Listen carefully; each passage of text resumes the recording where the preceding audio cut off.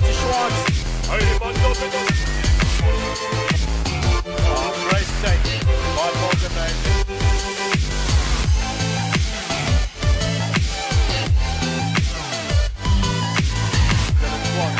Beautiful break, and it's over.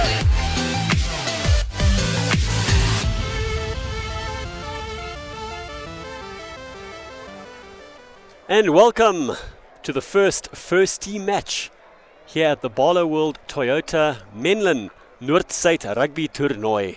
As you can see, Jansen against Durbanville. Of course, the second teams did play against each other. In the first match this morning, Jansen running out 31-17 winners. And then Affies followed that up with a 31-14 win over Stellenberg, also second teams there. Then Monument went down 32-7 to Paul Jim's second team. And we are a bit behind schedule because of a long injury stop in the Grey College Menlo Park game. Grey College running out 26-3 winners there. I'm joined by Bryce. Bryce, you commentated that match, and what were your impressions? Yeah, look, quite a few unforced errors from both teams, Brendan. I think it's a case of, firstly, very early in the season, guys trying to, find their fitness, their combinations. But also, as you see, with a lot of guys playing in second team, there's an opportunity for them to stake a claim for a first team place. They're playing in front of first team coaches, and sometimes you force things a bit there. The scoreline did flatter Grey a bit. I thought that Menlo Park were right in the contest for much of the game, but Grey really showing their class in the end to come out with a result that showed dominance. And here you see Jansen running into the field. Quickly go through the team list, starting at loosehead prop: Pienaar, Pepler, Kutsia, Timmins, Skeppers, Myburg, Oudendal, Ensslin, October, Potgieter, Kotze, De Bruin, Balfour, Bloem and Morris. Yeah, Jansen, a team that regularly dominates rugby in Eastern Gauteng. We know what they're all about. They're a very physical team, very strong team. Durbanville, ambitious school from the Cape Town northern suburbs. Playing in the heart of the toughest rugby region, arguably, in South Africa in terms of the depth. In Paarl, in Stellenbosch, in the northern suburbs, in the southern suburbs, there's never an easy game. But they're a school that went down 32-0 to Paul Jim last week, but there's no shame in that. We've seen how strong Paul Jim are, really one of the strongest schools in the country. And they're a side that will definitely fancy their chances to make an impression against the Jansen team that has been one of the more physical and dominant, unique to play under the lights. It's not something that's done every day for schoolboys. It'll be interesting to see how they cope with the conditions and playing under floodlights. And the ball goes forward straight off the bat. Ron Steyn taking it up here. A few pick and goes around the base from this Durbanville pack. They're certainly a physical team. And what often happens with co-ed schools is that depth is sometimes an issue. You have good years and you have not so good years, and often size is associated with that. But certainly Durbanville looks like a team that looks to carry the ball, and they're going to take Jansen on at their own game. Jansen steal the ball, going down the left-hand touchline. Ball comes out nicely. Darren Timmins taking it up. Leslie October clearing the base.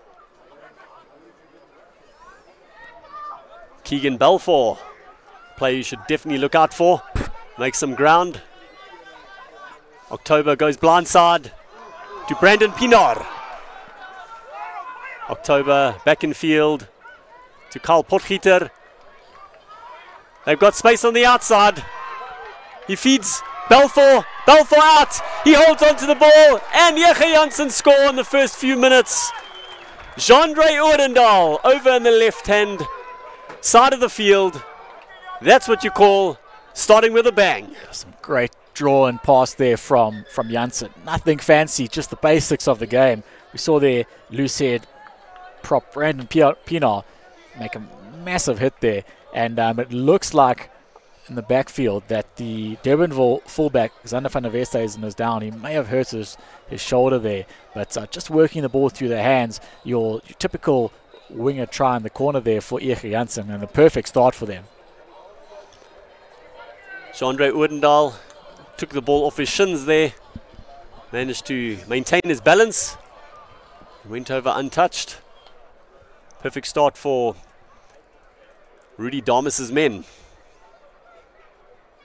He was, of course, at Pretoria Boys for 2 seasons and spent a long time at Glenwood before moving back up to the Highveld his first year with Ege Jansen.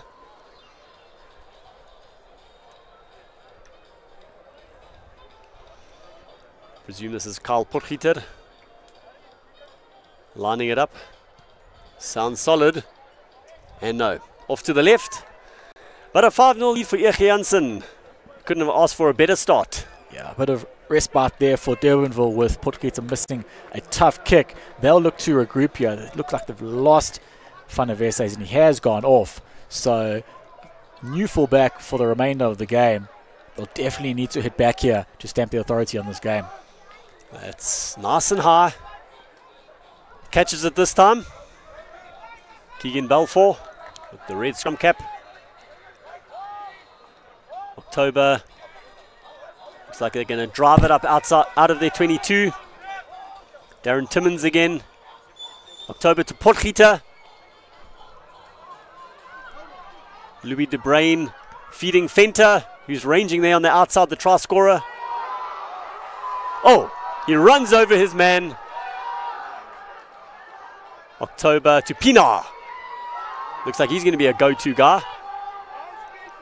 The ball's taking a while to come out. And hands in the ruck. The referee pinging Durbanville there. Yeah, Durbanville actually fortunate for that penalty because there was a massive overlap just on the right-hand side here for Ege Jansen. Their numbers are plenty, and the outside backs, the actual left wing here of Durbanville, being Tarek Johannes, was screaming for some support play. Luckily for Durbanville, Ege Jansen didn't take that opportunity, but and they haven't found touch here. It's opportunity for Durbanville to get back into the opposition half. A relatively good clearance kick by the, I think it may be Rudy Vermeulen there coming on at full back. Nevertheless, Jansen still with the ball, line out in Durbanville's half and a chance to work off the first phase and put some pressure on Durbanville yet again.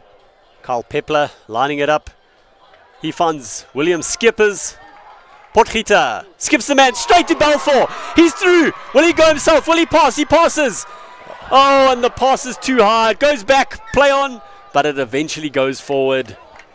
Louis de Bruin, bit of a short chap. Couldn't quite grab that from Balfour's pass. That didn't go forward, but it eventually was knocked on. Try goes a begging.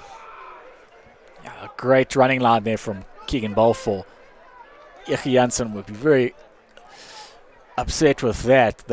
They deserved that pass alone deserved a try, and for Durbanville, they won't be able to get away with this much longer if they carry on giving Ege Jansen opportunities. The key for them is to get out their own half, because as you see there from the set piece, from the first scrum of the game, if I'm not mistaken, Jansen have been absolutely dominant.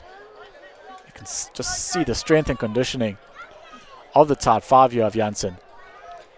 Their second team was equally dominant in the scrums against Durbanville's seconds this morning.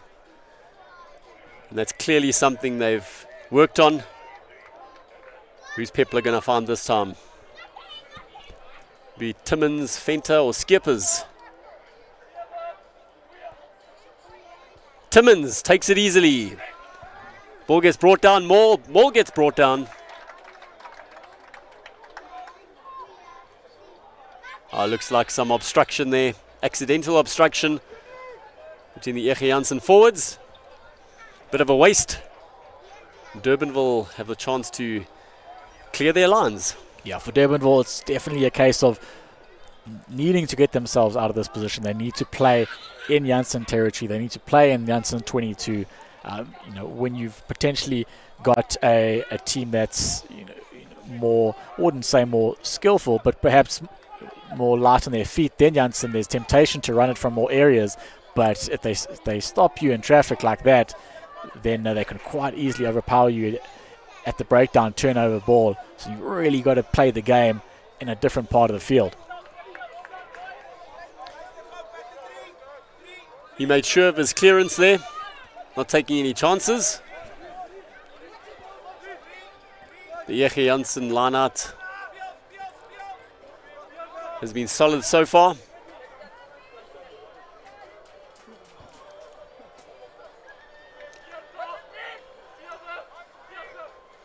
Looks like it goes to the captain, Insulin at the back, the 8th man. Potgieter. Venter running a strong line down the middle of the field. And the ball gets ripped out of his hands. And it's a penalty. Looks like he might have been pulled down to the ground illegally there. Yeah, unfortunate for Durbanville because they certainly had an opportunity to attack here from turnover ball. Jansen have been dominant. Some calls from the side to possibly go for poles, and they are going to do so. Somewhat surprising when they've been so physically dominant at the lineouts, but playing old-fashioned rugby, when the points are on offer, you certainly take them, and that's a sign of respect also to Durbanville's defence. You've seen a number of occasions today where teams have decided to run the ball and come unstuck. Jansen, who have been dominant so far, would like to go out to an 8-0 lead. This should be a foregone conclusion for Potgieter. Steps back quickly, bangs it over. 8-0, and we're in the 9th minute.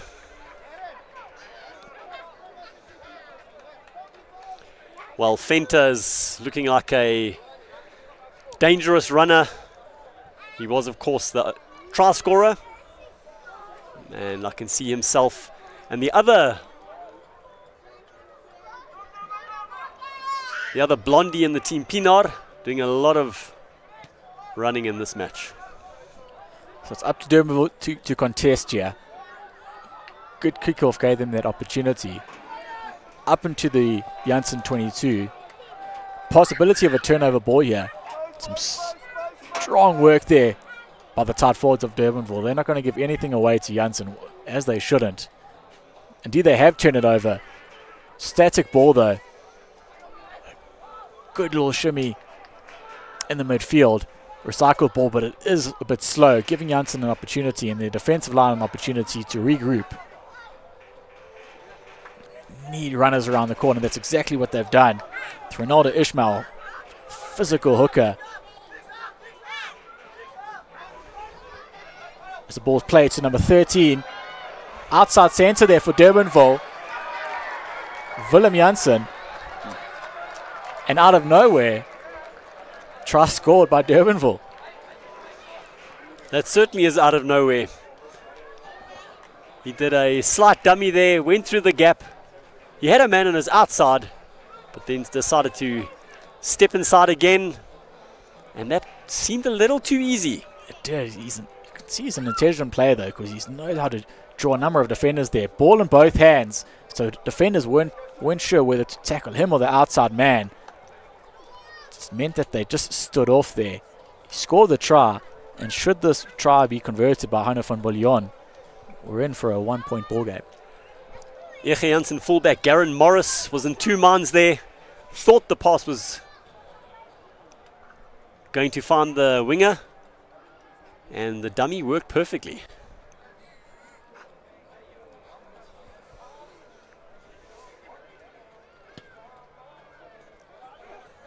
Great effort right down the middle there by Van Bullion. Durbanville right back in this game, and they've just shown once they get a bit of ball and a bit of possession, it doesn't take much for them to construct try-scoring opportunities. This is potentially a bit of a wake-up for Jansen. They wouldn't know much about Durbanville. You wouldn't think that they would have certainly played them in the past, but they've certainly shown that they're here to play at Durbanville. Solid ball there, taken in by Durbanville, but strong counter-rucking from Jansen. Looking to clear the lines of Durbanville. Strong kick chase. Potgieter's definitely a man who's cool under pressure. The left winger, Tylen Kotza. Brilliant pass from Potgieter. Around the corner. Kotze coming off his shoulder at pace. And he was unstoppable once he got ball in hand. Interesting that Thailand Kotze spent 16 days in Australia last year with the Melbourne Storm. So the Melbourne Storm, the rugby league team in Australia, looking to contract Kotze. They will be keeping an eye on him this season, and then will possibly be offered a contract. Don't want to lose players like that to rugby league, of all things. But if they saw that on our stream now, they'll probably be typing up that contract immediately. Well, the one thing that you'll learn about rugby league is to be able to score tries in tight spaces, and that's exactly what he did. Jansen's coaches would have looked for a response from their team straight after conceding points, and that's exactly what you're looking for. Another good kick from Potgieter. That's over. And as quickly as Durbanville fought back, Jansen have struck again. If things keep going this way, we're going to have a cracker on our hands. So it becomes clear now for Durbanville what they've got to do is if they play it too tight against Jansen and just play into their Jansen's hand, it's not going to work out well for them. It's particularly when you've got such strong outside backs as they do. Jansen not afraid to play from their own territory here. We saw them as a conservative team, but they're willing to run from their own 22. Brandon Pienaar rumbling up just short of the 22, and it's a penalty. He did look isolated. Well done to Durbanville there. He was. In the modern game, as we discussed earlier in the prior game, it's almost dangerous to keep the ball too long when players are taught from a young age how to contest for the ball and how to turn the ball over, which means when you do it successfully, either you're going to be awarded a penalty as they have here, or you're going to get quick turnover ball, which is very difficult to defend against. And without trying to put the mockers on him, this would seem to be a routine 3 points for Hannover Bullion, which would take it to a 5-point ball game. And again, Durbanville will be right back in the contest. A study of concentration just inside the 22. And it's over. 15-10, Jansen lead. As you can see, we've got beautiful crystal clear pictures here. Please follow us at School Sport Live on Twitter. Send us a message, comment on our stream on YouTube, and you could find your words being put up on screen. Our technical guys doing a great job in the van, and that's a beautiful kickoff. So left to bounce there by Juan Mouton. It's an error that Durbanville coaches will be shaking their heads over. But another error from Jansen in back play. There's an opportunity for a breakaway if Durbanville could have got boot to ball there, but the refs called them back for the error. Scrum down to Jansen on the Durbanville 22. And again, they would look to exert further dominance here. The set piece was an area where Jansen were said to be incredibly dangerous before the tournament even kicked off.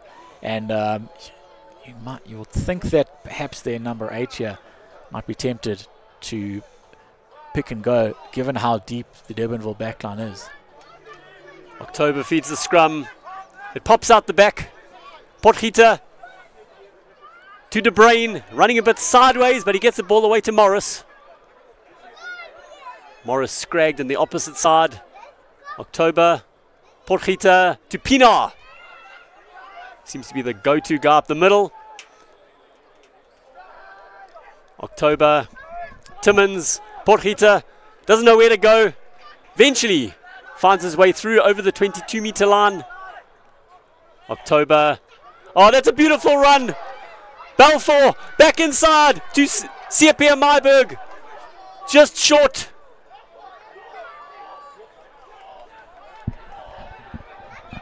Are they going to go blindside? Yes, they do. Myburg taps it off to Potgieter. He's caught behind the gain line. Venter. Oh, the ball finds the turf. It gets knocked on and Durbanville have possession. Quick ball here for Durbanville. They really very fortunate to get out of trouble there, but in all honesty, it was their great defensive work that caused that. As they win the penalty here, one thing about Jansen is that it seems that for Durbanville, just one defender at a time will not do, so they're having to double up in defenders. 2 Durbanville defenders on 1 Jansen man, and that's creating these gaps and allowing Jansen to pick and go and allowing their scrum half October to snipe around the fringes. But having been on their own try line, they'll be delighted to come away with a line out on the 10-meter line of Jansen. The throw goes awry, seemingly. Indeed it does. It wasn't in straight. You've got to win your first phase against a team as strong as Jansen. You just can't give them opportunities to launch off a platform. Unforced error there. They're in a good position. Jansen now just inside their own 10-meter line. Balfour is down the blind side. Could they be looking to pull a fast one? And yes, they do. Ensslin finds Balfour. Doesn't make too much ground. The ball. And it's a penalty.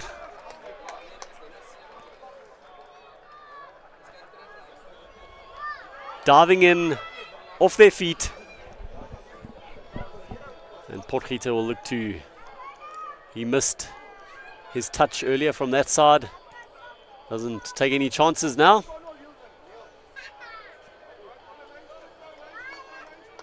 Five meters inside Durbanville territory. And Pepler. Timmins and Skeppers, the 2 locks. Skeppers takes it. Down to October. Potgieter. Short ball to Myberg. And the ball goes forward. So as we've seen throughout the day, at this stage of the season, most of these teams would have played possibly 1 game prior to this. But the majority of the year would have been spent on fitness. We're still trying to build combinations, perhaps under the floodlights, with the crowd of this size, with a game that they know is being broadcast. Players forcing the issue rather than building phases and earning the right to go wide. As they do go wide here now, just stepping out to Durbanville's left wing, Tyreek Johannes. But again, when Durbanville decide to go wide, they look dangerous. They're a side that play a typical Western Cape's style of looking to offload, rather keep the ball in hand. Pepler to Skeppers again. Potgieter again to Balfour was through. That combination, the flat ball to Balfour, worked last time. He just could not hold on to it. Yeah, so on 2 occasions now, Durbanville will be counting their lucky stars. That combination of Kyle Potgieter and Keegan Balfour, the flat pass, just drawing defenders in. He runs a great diagonal line, does Keegan Balfour. And if that had gone to hand on 2 occasions, it would quite easily be 10, possibly 14 points on the board. Durbanville scrum off here. Ron Stein to put the ball in. Perfect attacking position right in the center of the field. Defensive split. Be interesting to see what Durbanville will do. Again, it's their number 13. Impressive outside center, Willem Jansen, who draws players. Durbanville's number 8 here, Ruben Joosten, looks like a real athlete. Again, Ishmael, that the hooker, building ahead of steam, strong ball carrier.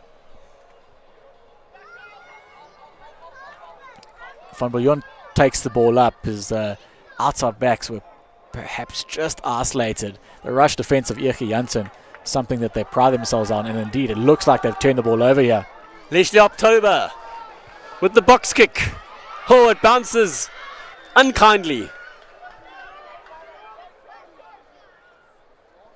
Well, composure under pressure there from Durbanville's outside backs. Stepping. This is how we saw them score their points earlier, from broken play.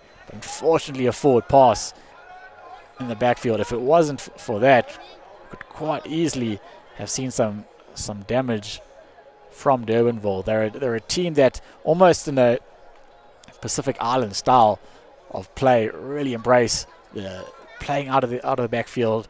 Look for broken play. Look for dents in the defensive line of the opposition. And for Jansen, they would count themselves very lucky there, but they've got a great platform here to attack from a scrum which has been dominant up to now. October feeds the scrum, which you said has been dominant. Ensign back to the scrum off. De Bruin with a short ball to him. They go wide. Fenter can't hold on. No advantage, referee says. For a high tackle, De Bruin was taken high there, it seems. Jansen using that short ball, flat short ball, with the man running at pace onto it effectively so far. Yeah, Durbanville just giving Jansen too much space. They perhaps aren't defending as flat as they should. It's a decision that needs to be made.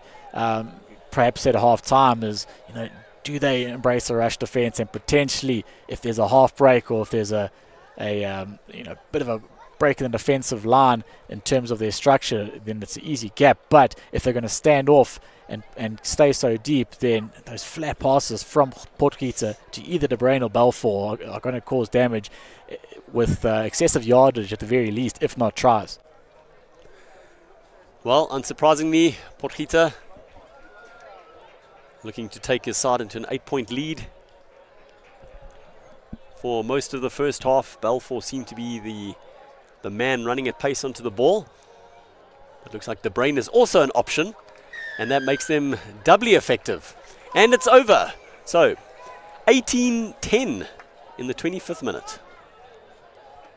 Yeah, very much similar to the match prior to this, where we saw Menlo Park and Grey College, a case of one team playing all the rugby and the other just failing to play a good territorial game. You've got to feel that even though it might be going against the style of play that they embrace for Durbanville, once they get into the red zone of Jansen, they look particularly dangerous. They'll obviously have a bit more confidence to run the ball from all areas, and what they'll want to do is they'll want to build a few phases here, keep the ball in hand, ensure that there's no unforced errors, but definitely win your own ball on first phase. That's a given, which they do off the top to this impressive backline. And again, it's Van Bouillon, who's not afraid to take the ball flat, draw a few defenders, keeps players guessing, and they have certainly got a few strike runners that are happy to take the ball around the corner.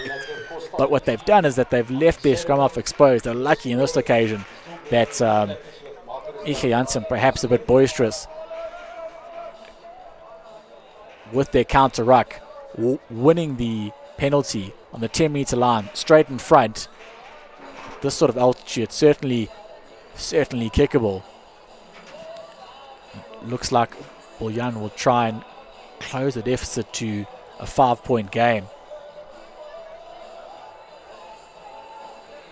You feel that with the style and the conditioning of Durbanville, if they can just stay within the hunt towards the last quarter of the game and really be a contender on the scoreboard, they could quite easily just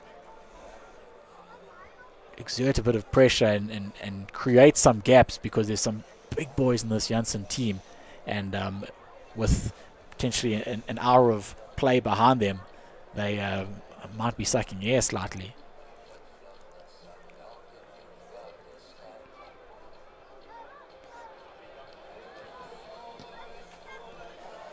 Not a great strike there from Van Bouillon. Just feel that he tried to hit it too hard and managed to hook it. Didn't have a great shape.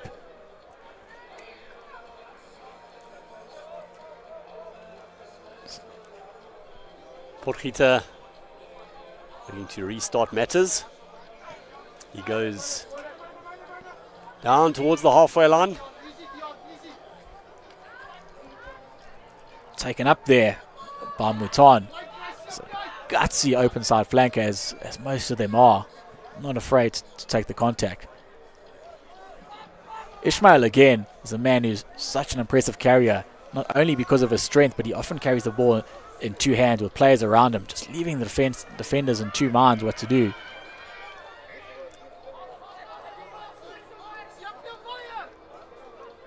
This is what Durbanville needs to do. They need to build the phases, need to get comfortable taking the ball up. Shifting the ball again, it's Ishmael stepping, running hard. And ball slow down. Durbanville really needs to keep the pace. And great little offload there from their right wing. It was Patrick Kotza.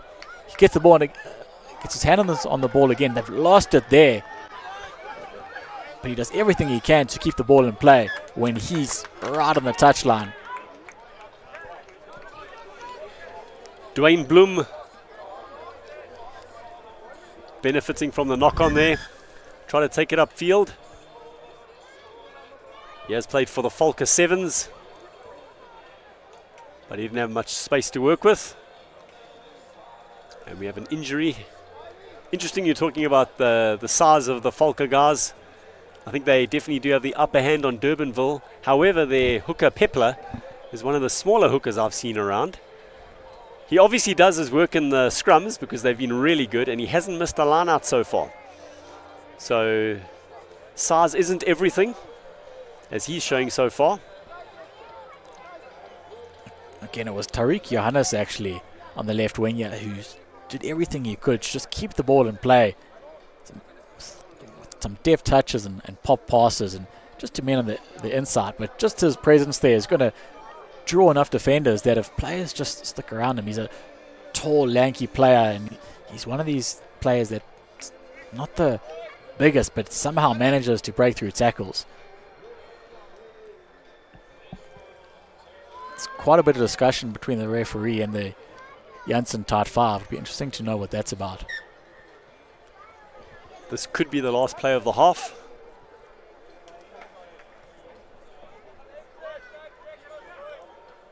Maybe they're just finding out how much time is left and whether Potgieter will decide to kick this ball out or not.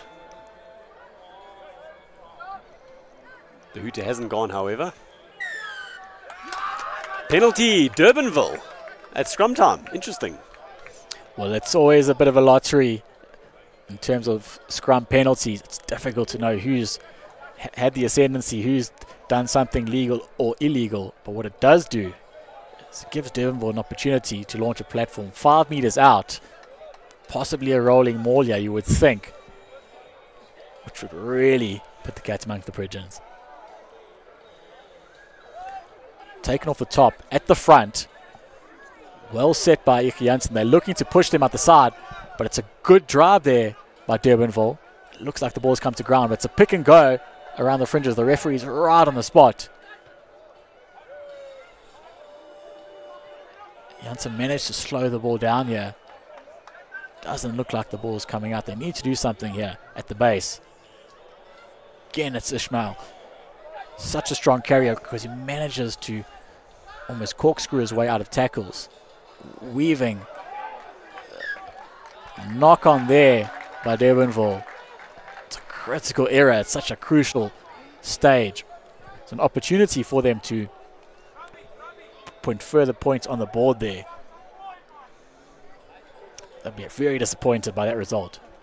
That might have been their last chance of the half. The Hooters yet to go. And I'm sure Potgieter is not going to take any chances here. Probably look to kick it down towards the halfway line. Having said that, Durbanville got a penalty at the last scrum.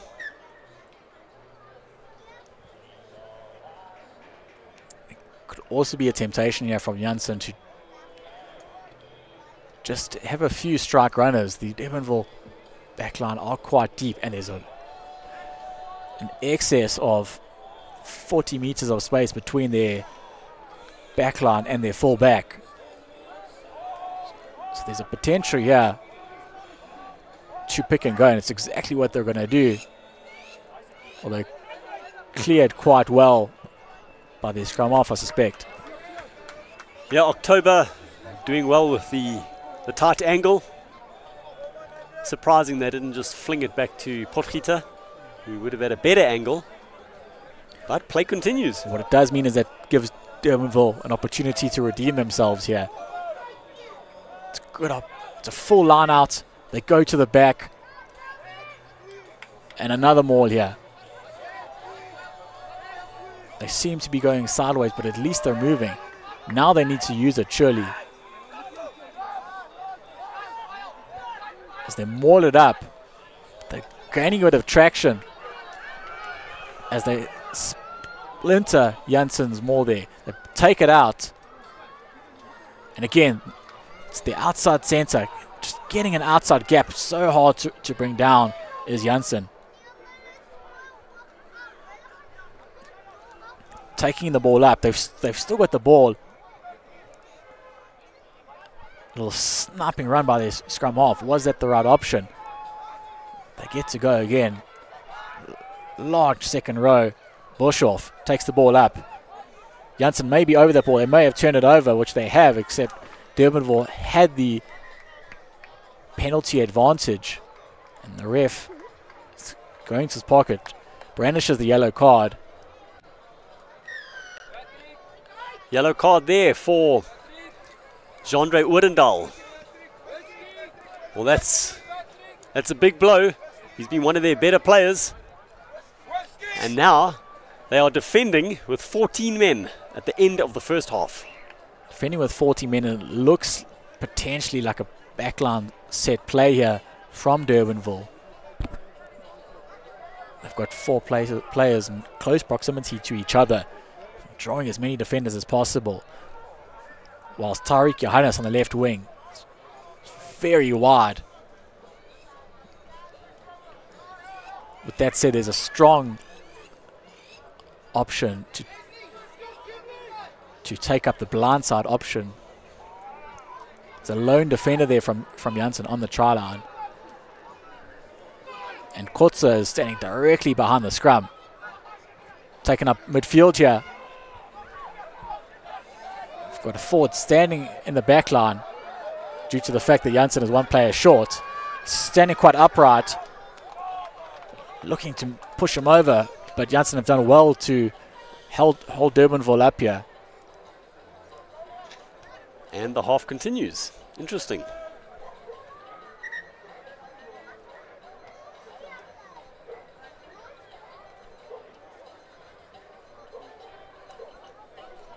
Gone at least 5 minutes over. I can't remember that much injury time. But having said that, in schoolboy rugby you play running time, so definitely a referee's optional time here. Again, Durbanville with the scrum right just to the left of the posts as a Hutsa goes. But you see now the open side flank Mouton just standing in midfield. He's going to want to exert himself here. But no, it's Van Bouillon who takes it up himself. Some loose ball there from Durbanville.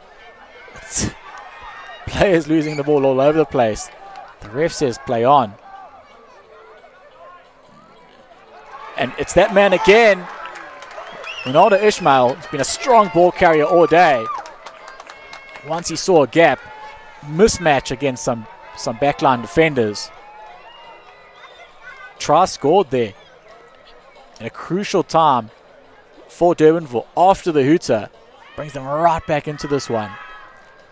William Skip is there, the lock. Falling off Ismail.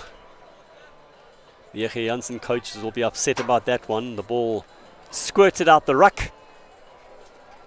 And they had a chance of picking their ball up and running downfield, but he knocked it on. And Durbanville took advantage. Well done to the Western Cape side. They've stuck it out. They've utilized the extra few minutes at the end of this half. And they could go into half-time just 1 point behind.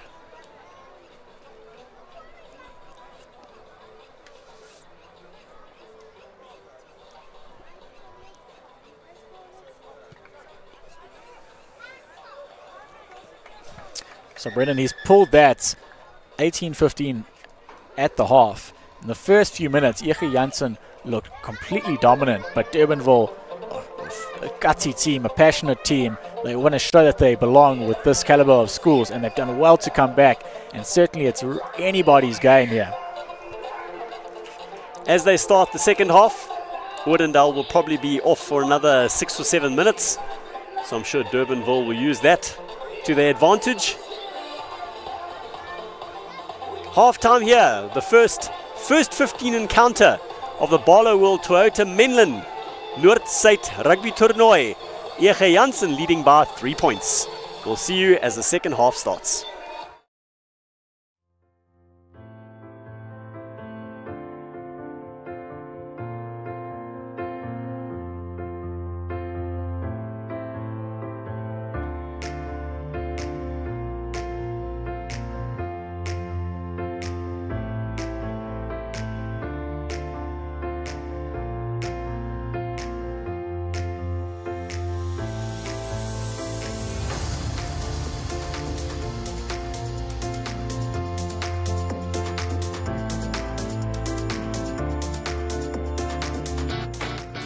In the market for an SUV? Experience South Africa's favorite, the Fortuner, or indulge yourself in luxury with the Prado or Land Cruiser. Navigate the urban landscape with the new Yaris or our new arrival, the Corolla Hatch. Book a test drive or service at Barlow World Toyota Menlyn. Contact us on 012 995 1700.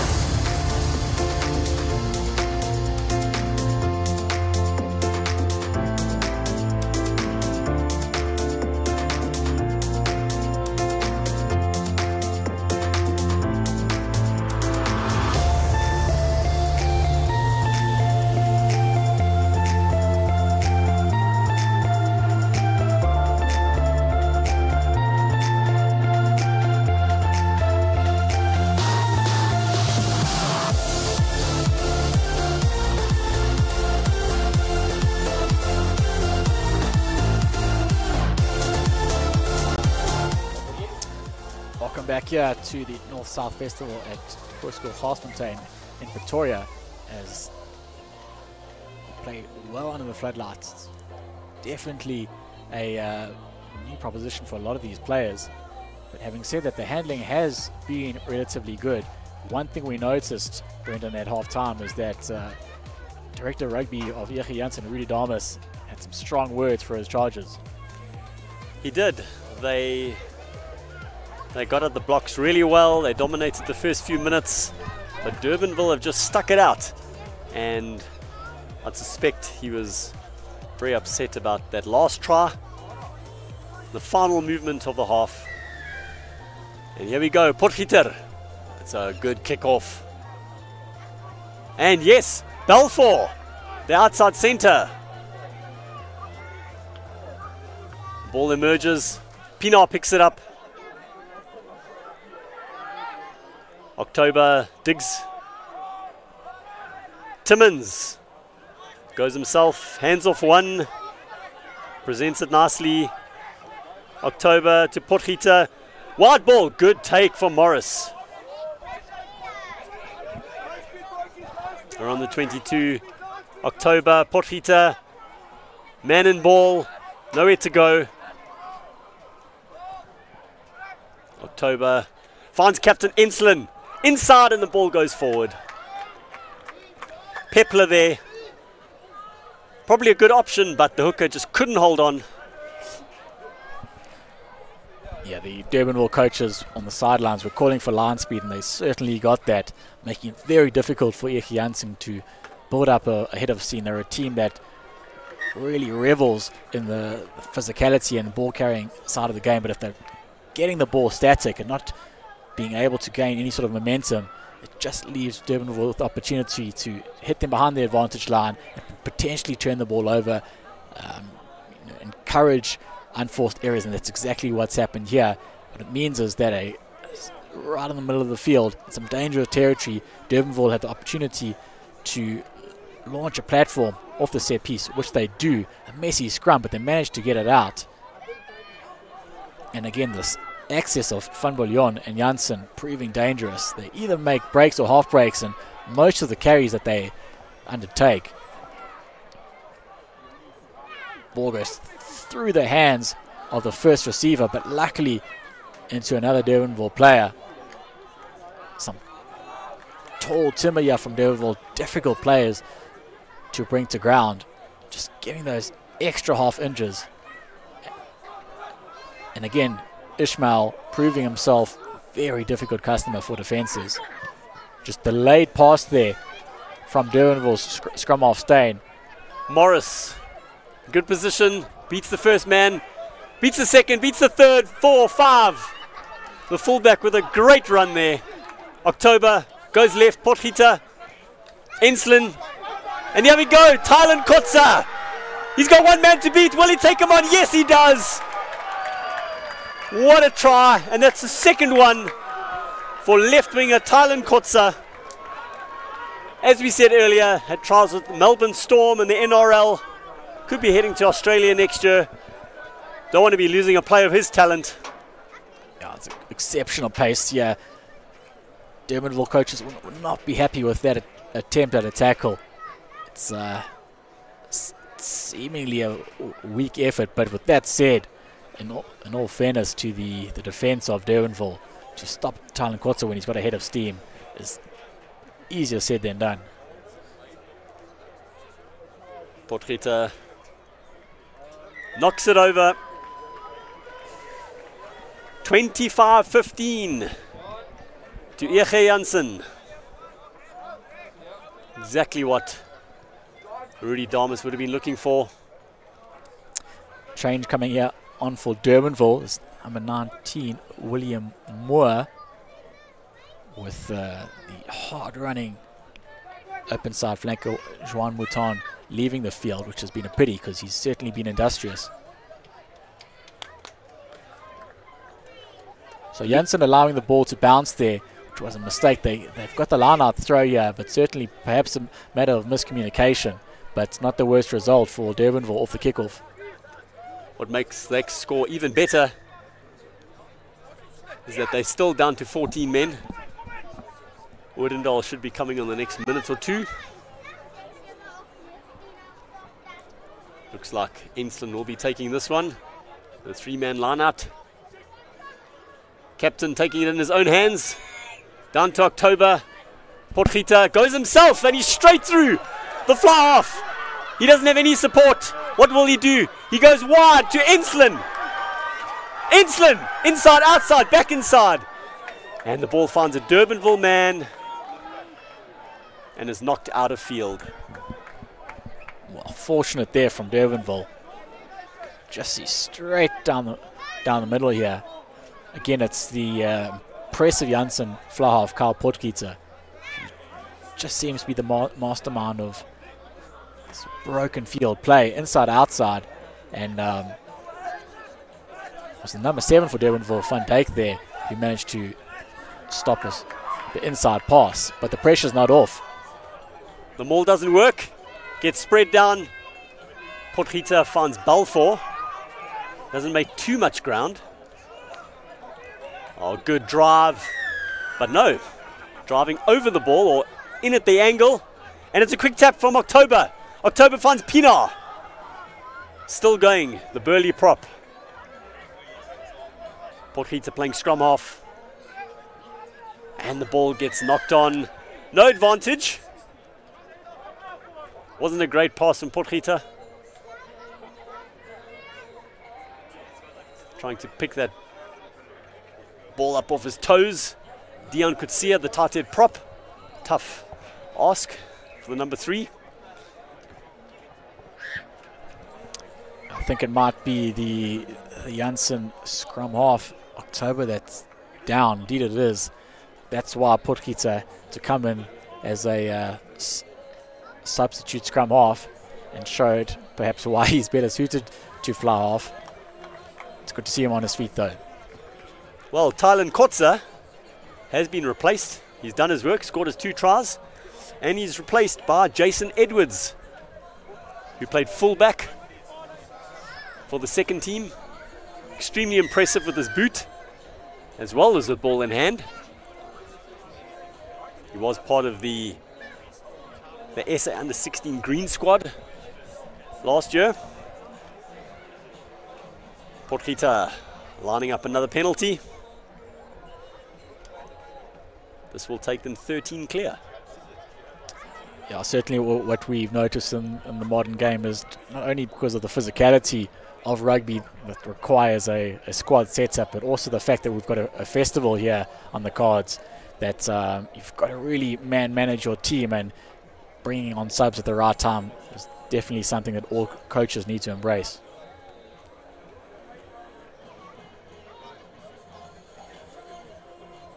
Oudendal ready to come on at the start of the next play. And no, he's missed it. Potgieter will be disappointed by that.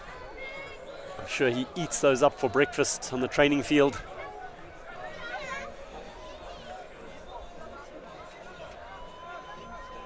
And it seems like they'll take the kickoff with Oudendal still on the sideline.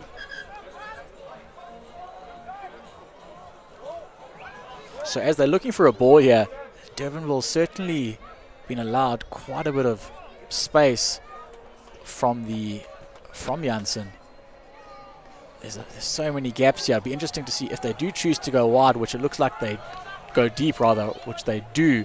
But there were certainly opportunities if they wanted to have a dab rather than a deep kick. What it does is it gives Jansen the ball back and allows him to play out of backfield.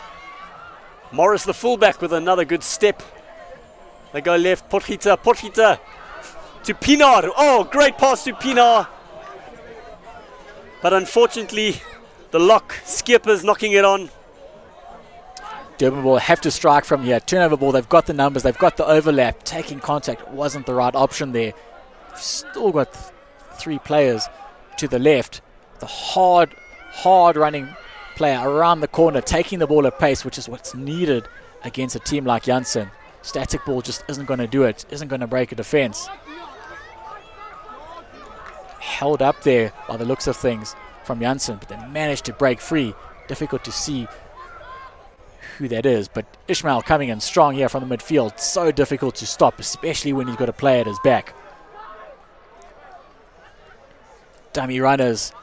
He's an isolated player here in midfield here. Jansen will look to turn the ball over. That looks like they possibly have. Indeed they have. Turned over. Oudendaal's back on. He gives it to Potgieter. And does the replacement. No, he's scragged around the collar and pulled out of touch. Jason Edwards. He didn't have much space to work with there.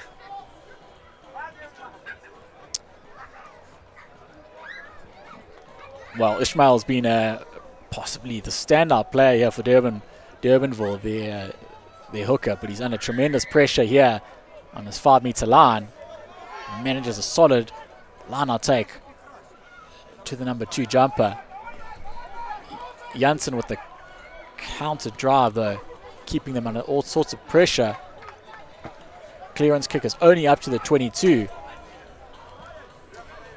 And for Jansen, this is the stage of the game where another score might just psychologically be a major blow to Durbanville. It's critical that they get something soon if they want to put this out of Durbanville's reach. Pepler, his first missed line out, but Durbanville knock it on. Potgieter. De Bruin steps inside, pops it to Potgieter.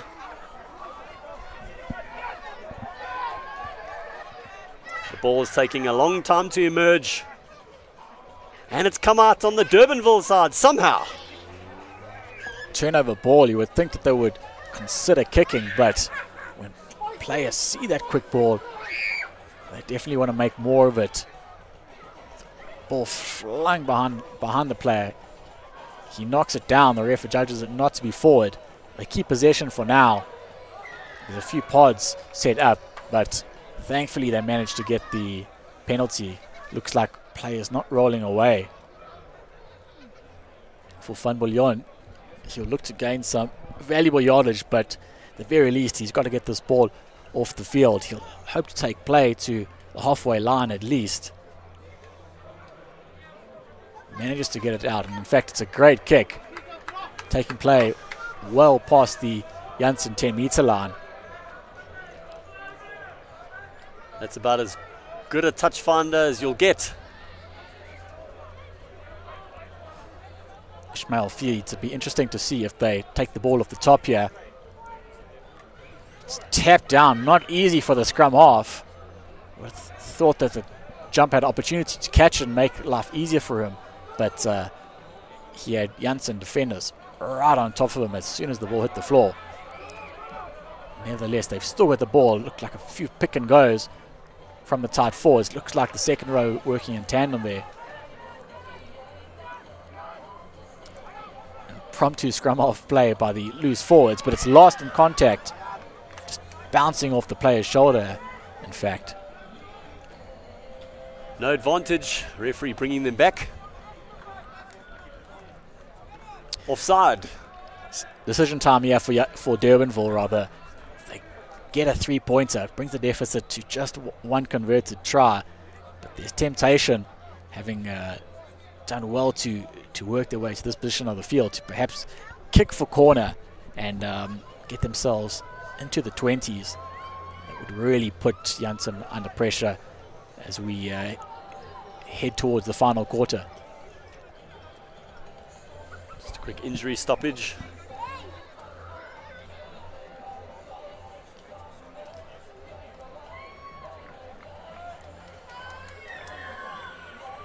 It's one of Durbanville's players there. We're just trying to see who it is. It's actually their scrum half, Steyn, who's been a vital link between their exciting backline and their forwards, who, to be fair to them, have not stood back for Jansen at all during this match. As you can see on that squeeze back, this tournament proudly sponsored by Barlow World Toyota Menlyn. We had Hoërskool Garsfontein in Pretoria. A beautiful evening here. You see some of the brass smoke moving its way across the field. Well, not the cleanest line out. It's quite a bullet pass here by Ismail, but Durbanville managed to tap it back into their own players' hands, but it looks like they might have been held up. The ref's telling them to use it, and great work there by Jansen. They've managed to hold them up, not allowing Durbanville to get the drive on, and they've won the puts into the scrum.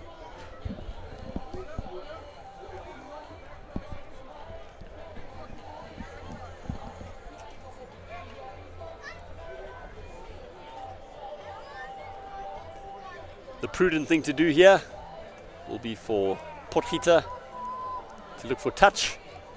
I think with that 10-point buffer, they can afford to play the territory game. Taking a while to get the scrum settled. Toba feeds. And Potgieter does just that.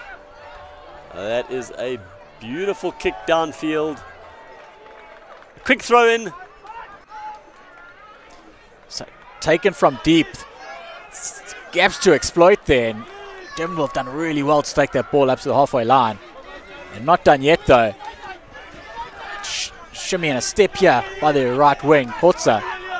Pressure at the breakdown as you would expect from Jansen. And to be fair, with all the Durbanville tight forwards, particularly their second rows, standing in midfield, looking for the carries, just left their ball carrier exposed. Jansen saw the opportunity to turn them over, and that's exactly what they did. You don't see enough counter-rucking in professional rugby, and I must say I've enjoyed that aspect today. Most teams taking that opportunity. Pepler finds Skippers. And it's a penalty. Ooh, interesting. They seem to set that up quite well. And the ball... I know you're not allowed, as the man who takes the ball from the line out and moving back, it has to be passed back. But I didn't see Skippers move to the back of the maul, so interesting call. But there you go, Durbanville now suddenly on attack. On attack, great kick there by Van Biljon on a relatively tight angle, taking play up to the 22.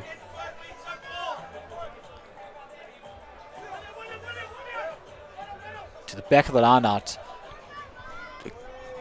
Almost a half gap there for Durbanville's diminutive scrum half, Ron Steyn.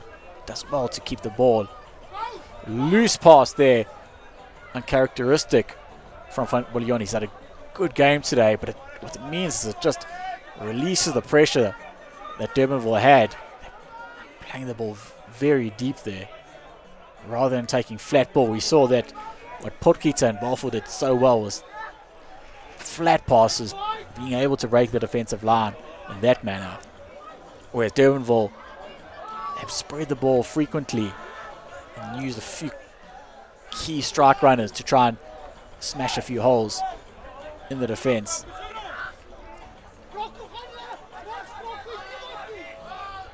Looking to go on the blind side here, but perhaps not the right option in terms of man being isolated, but the supporting runners did well to get there quickly. Ishmael again. He seems to be the go-to man when Durbanville need front foot ball. Chip over the top there. Man running onto it. But the ball's just gone out. If he had a few more meters to play with, potentially could have gathered and scored in the corner. For Jansen, it's a thrown on their 22. Releases a bit of pressure, but territorially, it's exactly where Durbanville will want to be at this stage of the game. A really good kick from Van Biljon there. Luckily for Morris, the ball found the touchline. So Pepler, he's only missed one, this time to Timmins, and the ball goes forward off Timmins' hands. Not going according to plan the last few lineouts for Eche Jansen. Seems like there was a double knock. Assistant ref having a chat. He saw something. Looks like the man was played in the air. And that's why Timmins knocked the ball on. Safety first, the call there from the assistant referee. Obviously cannot take a player out while he's airborne, and that relates to up and unders as well as line-outs. So some ill-discipline there from Durbanville. And really they had Jansen under the cosh slightly. So not much yardage gained by Jansen, but they keep the ball, keep possession. That's critical. Shows the importance of the officials working together. The referee didn't see that, but the assistant helped him out. And another ball goes awry at the line-out. It's a tremendous run here. I think it's the loose forward of Durbanville there. Schmidt keeps the ball. Ishmael running hard, bouncing players off. He certainly looks like a player that can play at a high level. Looks for work constantly, and his basics are fantastic as well. Not the greatest pass there, but it's well gathered, and Durbanville still have it with options, strike runners. Oh, not the best option there from Fritz van Sittert. You would think that keeping ball in hand would have been the correct option to take, particularly with so many players around him in multiple phases there, with ball in hand from Durbanville looking like they had an opportunity to create some gaps. Ishmael it is once again with the line-out throw, spoiled by Jansen. It's a bit of a basketball match there. Ref for judging the knock to come from Jansen.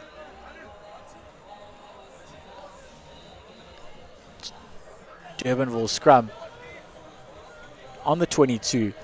Not much of a blind side to play with, but what it means is it gives the backline a lot of room on the left. And one thing we know is that with Tariq Johannes on the left wing, it's all he needs is an extra yard, and if you give him that outside gap, you'll be scoring in the left-hand corner.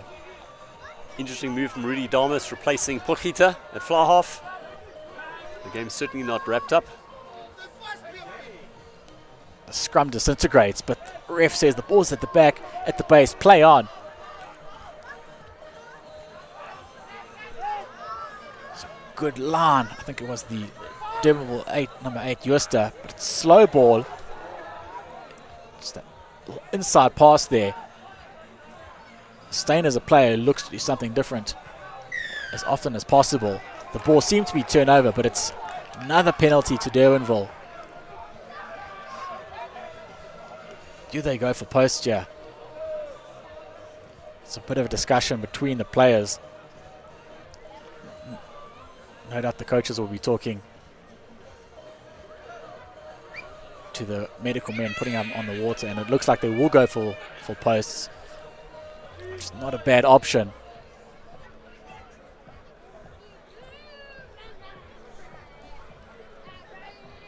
Three points for the taking here.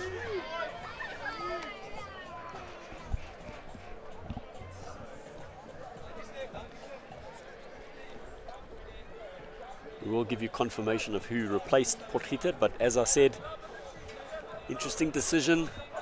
10 minutes behind, they could just be 10 minutes ahead. Could be reduced to 7 now. And Potgieter, who's certainly been running the show well for Jansen today, is off the field.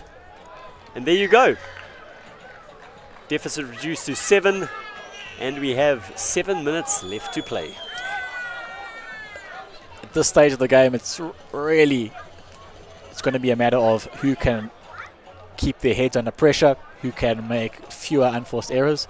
And I think really it's such an early stage in the season, a lot of it's going to come down to the fitness of the teams. Who's really huffing and puffing, who's got heavy legs, who can use their substitutes well. It's a great ball carry there. Tremendous, about 20 meters out of traffic. Ball goes through the hands of Ishmael, but it's deemed to have gone backwards. The ref seems something. Players down. Quite a bit of concern for the referee to stop the ball there.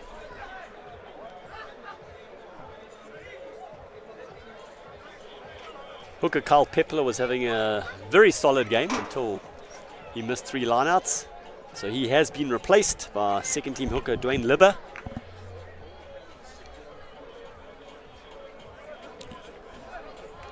And we can confirm Sheldon Diminit is in the fly half berth in place of Potgieter, who you can see on the side of the field there, unstrapping his wrists. Lots of discussions with the referee from the Durbanville players about their man on the ground. They're quite concerned. Certainly seems like something might have happened that they're not happy with.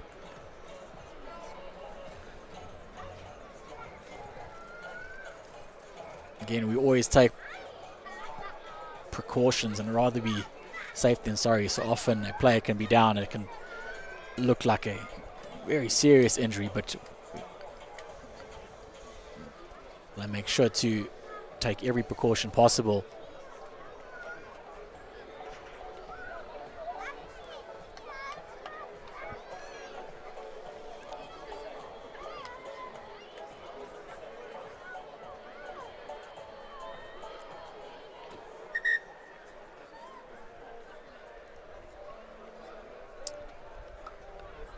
Stretcher being brought on, which is never great to see.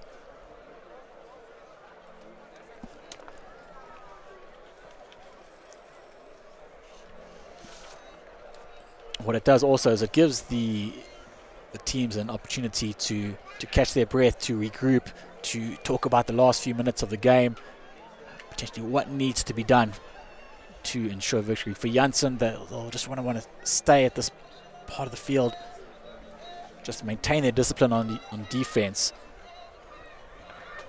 have a good line speed but not allow for any gaps, make sure that there's discipline so no player steps out of line and creates a half gap or perhaps a dog leg for the attackers. Here's a few replays for Jansen. Tylen Kotza. This was his try at the start of the second half. He was replaced soon after that. That, of course, was his second of the evening. Yes, Ishmael running hard, bouncing off defenders. He's been workmanlike for the entire day. Looks like this might be a lengthy stoppage. Let's take you back to the first 4 games of today. They were all second team encounters. The respective second teams of these two sides, Jansen running out 31-17 winners. In the second match of the day, Affies won 31-14 against Stellenberg. Paul Jim were very impressive. The 32-7 win over Monument. I'm sure most people didn't see that result coming. And then Grey College, who are representing the South, by the way, despite being inland, winning 26-3 over Menlo Park. The final match of tonight, probably kicking off later than 7:30 due to the stoppages we've had, will be Affies' first 15 against Stellenberg.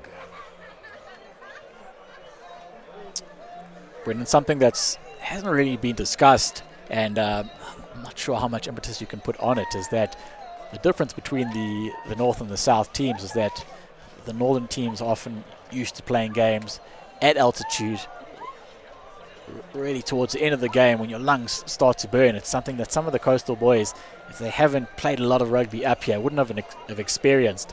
And you just wondered that if the likes of Jansen would be going into these last few minutes wanting to use that to their advantage. They would have had their pre-season up here, they've spent many years up here, and for Durbanville it would be a different story. As the players stretch it off, hopefully not too serious and just precautionary to have the stretcher there. You'll certainly receive the best medical attention.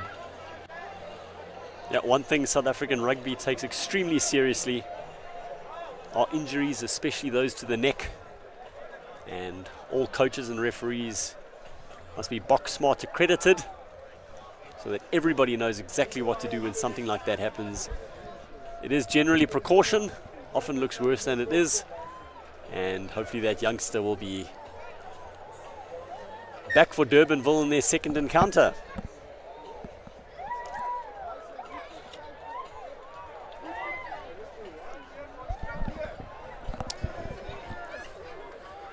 vitally important scrum here for Durbanville. They've got to get some quick ball. And indeed, the ref gets in the way there, and it meant that the scrum half had to delay his kick, which saw him get taken out. Garen Morris taking the ball there. It is coming back on Ege Jansen's side, and we have a Durbanville player lying on the wrong side. He is penalised.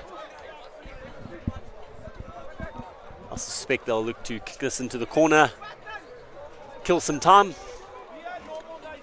Leslie October now with the responsibility, with Potgieter off the field. About 2 meters outside the 22. This will be Dwayne Libber's first line-out throw. Good take, solid. The maul gets dragged down. Referee has got his arm out for the penalty, but they keep going. Looks like it's Libber with ball in hand. They're in the middle of the melee. Going down to ground, and the referee comes back. Yes, pulling down. Now a decision to be made. Do they go for posts? With Potgieter off, who would take the kick if that was the case? No, they're going to keep Durbanville pinned back in their 22. You wonder if that was the correct call. It would have converted a penalty there, or rather a successful penalty kick that would have brought the deficit to 10 points, which would have certainly been out of Durbanville's reach. Nevertheless, they've got the throw in here. Libber finds his man again, straight down to ground. This time looks like it was a legal sack, and the ball's gone forward. Good work from Durbanville there. They took the man down as soon as he hit the ground, which is legal. Potentially last chance saloon for Durbanville. They've got to get out of here. It's catch 22 for them, because territorially they've got to get out of their own red zone, but they've got to also keep the ball in hand. They don't have much time to play with, and you've got to think that possibly there's a chance for a bit of a chip and chase here. Easier said than done. Poor discipline from Ege Jansen has let them off the hook. Again, tap was the wrong option there. Just put pressure on the kicker. Having said that, it was always going to be Jansen's throw, being a short arm. I think Van Biljon was taken by surprise there and had to avoid some of his own players. But Libbo with another chance. He's been solid with his first two. Finds the same man again. No, it's stolen. Durbanville. Good contesting. Good contesting. Great take under pressure. The ball bobbled with it, but they've managed to regain it. Oh, ball gets spilled. And did he knock it on again after that? I don't know, but the referees brought them back. Jandre Oerendal thought he was in for his second try. That's exactly what Ege Jansen need now. Slow things down, a scrum on the opposition 22. It's all a matter of line speed. That player looked up before taking the ball, saw a few Ege Jansen defenders right up in his face, and just caused him to lose a bit of concentration, lose the ball, and as a result, Jansen in a great position in centre field to launch an attack here. Incredibly difficult to defend for Durbanville. They've got a few players who have certainly been in the wars. There's players getting medical attention, players sitting down, and they're going to have to pull something very special out the hat to manage to score a length of the field try here.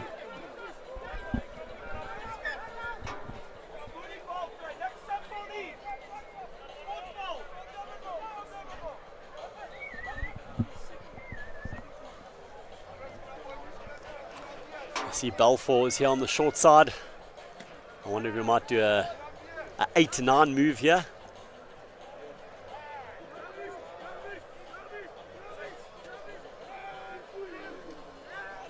And 8 straight to 13. Balfour takes the man on the outside, comes back inside. Good tackle. The ball's emerging. October. De Bruyne cuts back inside.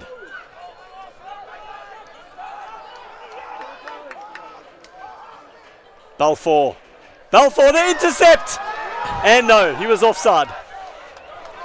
He was away. Heartbreaking there for number 21 for Durbanville. It's Miguel. It's exactly what was needed for Durbanville to level the scores. We talked about them needing to score length of the field try. That's exactly what was on the card. Unsurprisingly, the Durbanville bench not happy with that call. Libba. Libba finds Welgemoed again. The replacement lock. Exactly where they want to be. The maul is still going. It goes down. Couple meters short. October to Diminit. Inslin running at pace. Directly at the uprights. October goes left. He finds Libba. Libba. Oudendal. And Oudendal finds Jason Edwards. There in the left-hand corner. They had the overlap. Really good work from the two forwards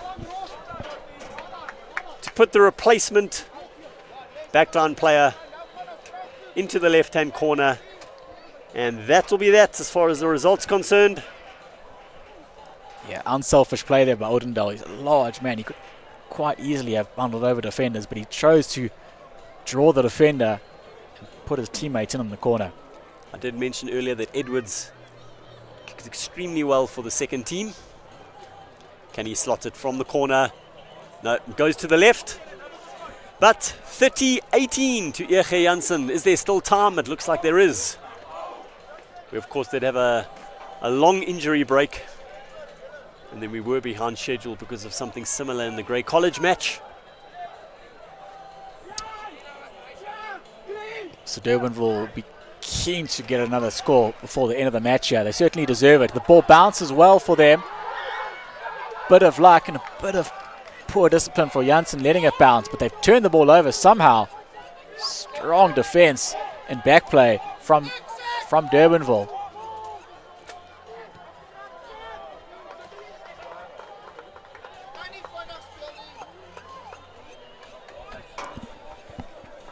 Durbanville's right wing Kotze tried to take the ball in quickly, but it had been touched by one of the replacements, so he was unable to do so. Ishmael Tafidja, they certainly deserve another score. Overthrown there, unfortunately. Libba takes it in. Can't be much time left. Diminit feeds Oudendal. Oh, Morris takes it on the bounce. October doesn't find his man. Libba again cleaning things up. October, Diminit, Edwards, Insulin on the outside, and seems like the hand came through there from Durbanville.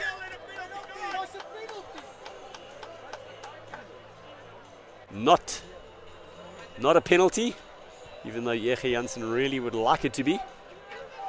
Yeah, judged to be a tackle and arm just getting in the way there. So no intention, the mind of the ref, to knock the ball down. Libba finds Timmins. October, again the ball goes loose. Balfour. Scragged, didn't make much ground there. Yeah, the call of exit. Ege Jansen.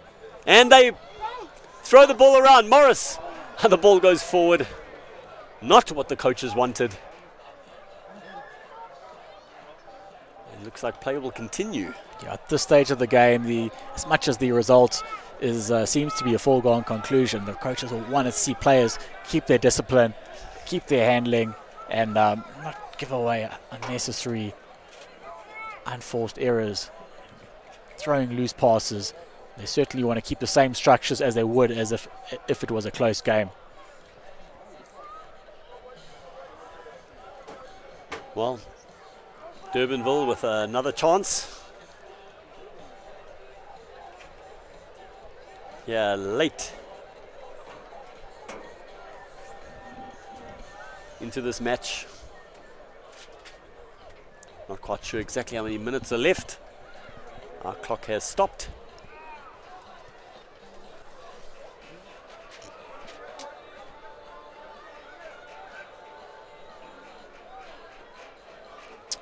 Feed there from Durbanville, but it's again the Jansen scrum has put so much pressure that it didn't give Steyn much to work with. Rather, they've lost the ball.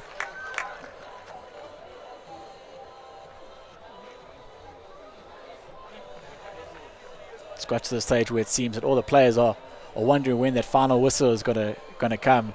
It's been a bit of a low on the intensity. The result, it seems, is a bit of a foregone conclusion. Even if Durbanville had to score a converted try, can't see them scoring two in the time available. But given that long injury break, we're not entirely sure how much time there is left.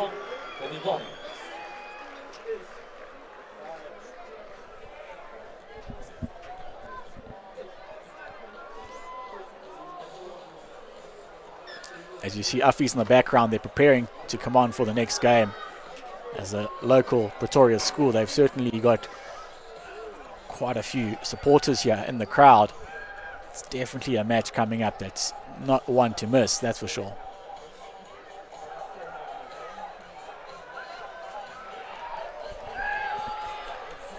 Of course, your commentators for that match, Andre Strauss and Justin Middleton.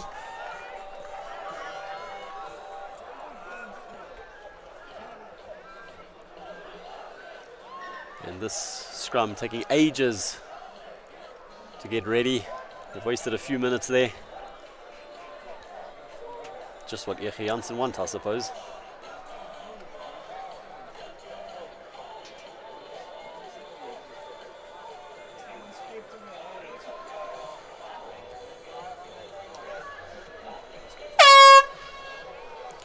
And there's the hooter. So this will be the last play of the match.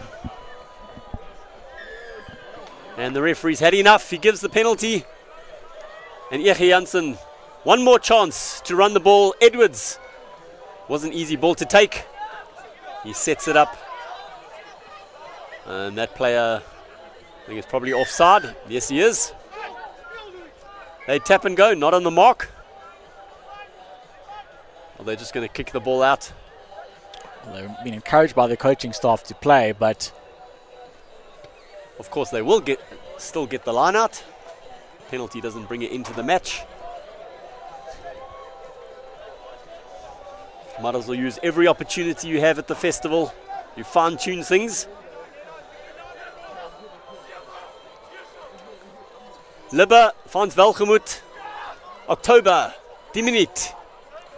Balfour finds the captain Insulin out there on the far reaches. The 8th man.